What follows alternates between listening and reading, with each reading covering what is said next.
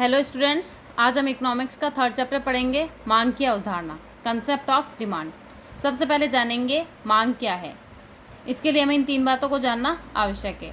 किसी वस्तु की इच्छा या आवश्यकता, इस वस्तु को खरीदने के लिए मुद्रा या पैसा, इस वस्तु को खरीदने के लिए पैसा खर्च करने की इच्छा। अर्थात सबसे पहले कोई भी वस्तु हो उसे खरीदने की इच्छा और आवश्यकता होनी चाहिए, फिर उस वो वस्तु खरीदने के लिए हमारे जेब में पैसा होना चाहिए, फिर पैसा खर्च करने की इच्छा होनी चाहिए। अगर ये सभी बातें मिलती है तभी वह मांग कहलाती है। अब हम देखेंगे मांग की परिभाषा। किसी दी हुई कीमत पर किसी वस्तु की मांग उस मात्रा से है जो कि उस नियत समय पर उस दी हुई कीमत पर खरीदा जाए। अर्थात जब किसी निश्चित समय पर जो भी वस्तु की मात्रा हमें खरीदनी है उसकी कीमत स्थिर रहे, उसी कीमत पर खरीदा जाए, तभी वह मांग कहलाती है। क्योंकि समय के साथ कीमत बदलती रहती है, कभी घटती है और कभी बढ़ती है। अब हम देखेंगे मांग अनुसूची क्या होती है। मांग अनुसूची दो प्रकार की होती है। पहली होती है व्यक्तिगत मांग अनुसूची और दूसरी होती है बाजार मांग अनुसूची। सबसे पहले हम पढ़ेंगे व्यक्तिगत मांग अनुसूची। किसी एक निश्चित समय में एक व्यक्तिगत उपभोग द्वारा विभिन्न कीमतों पर मांगी जाने वाली वस्तु की मात्रा को सारणी के रूप में प्रकट करने पर व्यक्तिगत मांग अनुसूची प्राप्त होती है। अर्थात एक व्यक्ति के द्वारा जब विभिन्न मात्राओं को खरीदा जाए, किसी दी हुई जो भी अलग अलग कीमतें दे रखी होती है उस पर, और जब सारणी में उसे प्रदर्शित किया जाए तो वो मांग अनुसूची कहलाता है। फिर देखेंगे व्यक्तिगत मांग वक्र। एक निश्चित समय पर एक व्यक्तिगत उपभोक्ता द्वारा विभिन्न कीमतों पर मांगी जाने वाली मात्रा को ग्राफ के रूप में चित्रित करने पर व्यक्तिगत मांग वक्र प्राप्त होता है। अर्थात जो हम सारणी बनाते हैं उसे जब हम ग्राफ में प्रदर्शित करते हैं वही व्यक्तिगत मांग वक्र कहलाता है। अब देख लीजिए, सबसे पहले व्यक्तिगत अनुसूची। प्रति किलोग्राम कीमत दे रखी है 25, 50, 75, 100। फिर इधर अनार की मांगी जाने वाली मात्रा, जैसे 25 रुपये जब किलोग्राम पर है तो 100 ग्राम की डिमांड है। फिर जैसे ही कीमत बढ़ी तो मांग क्या हो गई, कम हो गई, 750 ग्राम हो गई। फिर 50 से जब 75 होती है, मांग बढ़ती है, तो मांग अनार की मांग क्या हो जाती है, उससे भी कम हो जाती है। जैसे ही 75 से 100 हुई, 500 से 250 ग्राम। अर्थात आप इस सारणी में देख सकते हैं कि जैसे जैसे ये कीमत बढ़ती जाती है वैसे वैसे ही अनार की जो मांगी जाने वाली मात्रा वो कम होती जाती है। इसे ही हम ग्राफ में प्रदर्शित करेंगे। वाई अक्ष पर हमने कीमत दे रखी है और एक्स अक्ष पर हमने अनार की मात्रा दे रखी है। जो हमने ग्राफ में समझा रखा है कि 100 रुपये पर हमें कितनी चाहिए, 250 की। जैसे ही कीमत कम हुई, 75 हुई तो 500, 50 हुई तो 750, 25 हुई तो 1000।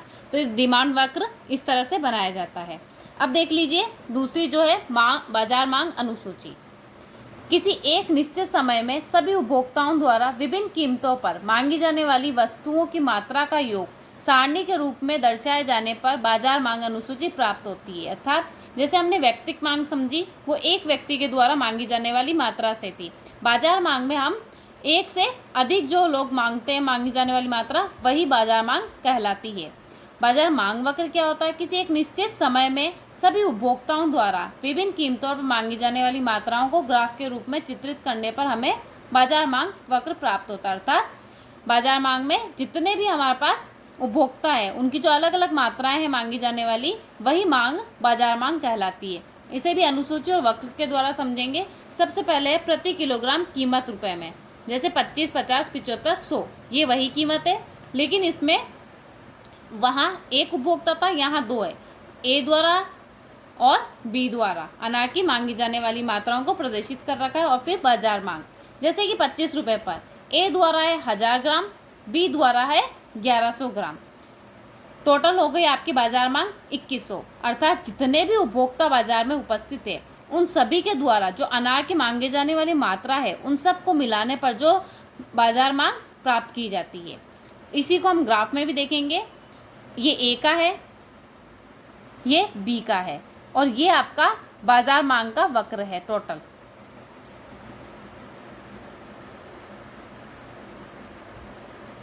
मतलब आपका ये जो कीमत के साथ मांगी जाने वाली अनार की जो मात्रा है इनका एक ग्राफ बनाया गया, फिर इसी कीमत के साथ जो बी द्वारा मांगी जाने वाली मात्रा है उसका ये ग्राफ बनाया गया, और इन दोनों को जो मिला के बाजार मांग जो निकली है उसी कीमत के साथ जोड़कर इसका ग्राफ बाजार मांग कहलाता है। आगे बात समझ में। अब आगे है मांग जो होती है उसको निर्धारित करने वाले तत्व, अर्थात जब भी किसी वस्तु की मांग की जाती है उसे कौन कौन से तत्व निर्धारित करते हैं। सबसे पहला है कि वस्तु की स्वयं की कीमत। जैसे वस्तु की अगर कोई भी कीमत हो, कीमत पसंद आने पर ही वस्तु की इच्छा या आवश्यकता देखी जाती है। फिर उपभोक्ता की आय। अब कीमत कम है और उपभोक्ता की आय ज़्यादा है तो भी कम खरीदते हैं लोग। अगर कीमत कम है और आय कम है और कीमत ज़्यादा है तब भी लोग कम खरीदते हैं, तो इसका भी सीधा संबंध रहता है। फिर ये संबंधित वस्तुएं जो जैसे कि प्रतिस्थापन और पूरक वस्तुएं, उनकी कीमत किस तरह से, उससे भी इसका असर पड़ता है मांग पर। जैसे कि ये समझ सकते हैं पूरक जो वस्तुएं होती है, पूरक वस्तुएं जैसे कि शक्कर और चाय।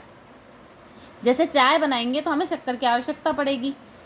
जैसे शक्कर की जो कीमत है P से P1 हो गई अर्थात बढ़ गई, वैसे ही चाय की जो मांग है वो आपकी क्या हो जाएगी, जैसे ही कीमत ऊपर की तरफ जाती है तो मांग क्या हो जाती है, अंदर की तरफ जाती है अर्थात घट जाती है।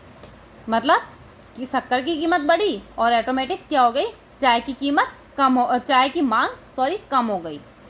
स्थानापन्न वस्तुएं, तो ये पूरक है जो एक दूसरे के बिना नहीं चल सकते। स्थानापन्न वस्तुएं क्या होती है, एक वस्तु के स्थान पर दूसरी वस्तु का भी उपयोग किया जा सकता है। अर्थात कॉफ़ी की कीमत जैसे ही P से P1 हुई अर्थात जो कीमत बढ़ी तो हम चाय की मांग बढ़ा देंगे जो Q से Q1 हो जाएगी।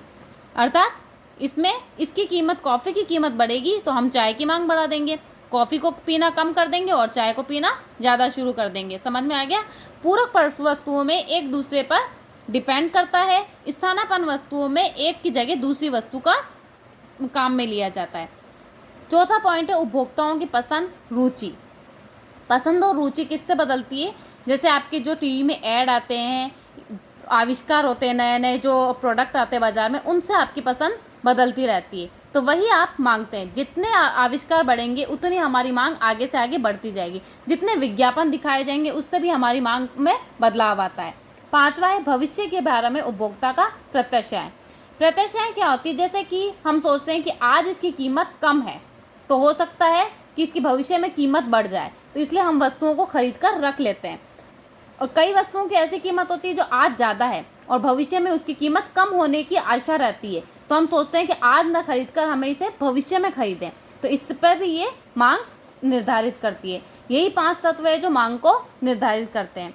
अब तीसरा पॉइंट है एक और आपका इसमें, जैसे कि जो हमने बताया कि उपभोक्ता की आय, वो भी हम ग्राफ में देख लेते हैं कि मांग व आय का संबंध कैसे होता है। एक तरफ उपभोक्ता की आय होती है और वस्तु की मांग होती है। अब जैसे जैसे आय बढ़ेगी वैसे वैसे वस्तु की मांग भी बढ़ती जाती है। ये इसका संबंध कहलाता है। कीमत बढ़ती है। एक दूसरा और चीज़ बता देती हूँ कि जैसे एक और ग्राफ होता है, इसमें होता है कीमत और मांग में उल्टा संबंध होता है। कीमत बढ़ती है तो मांग घटती है, अर्थात जैसे ही कीमत बढ़ेगी मांग घटेगी। लेकिन यदि आय बढ़ेगी तो मांग भी बढ़ेगी। इसका संबंध इक्वल रहता है, इसका अपोजिट रहता है। ये आपको समझना जरूरी है। बाकी की चीज़ें हम अगले टॉपिक में पढ़ेंगे, अगली क्लास में पढ़ेंगे। Thank you students.